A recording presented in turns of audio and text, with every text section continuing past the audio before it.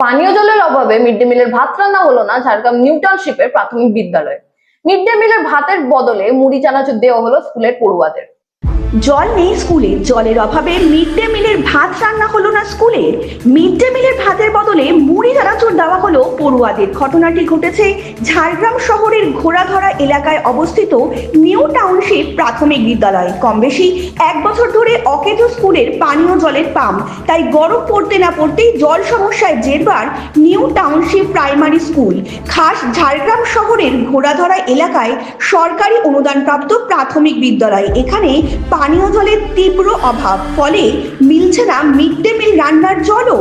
তাই স্কুল চলাকালীন খুদে পড়ুয়াদের ঘিরে উদ্বেগেই থাকতে হয় শিক্ষক শিক্ষিকা সহ অভিভাবকদের।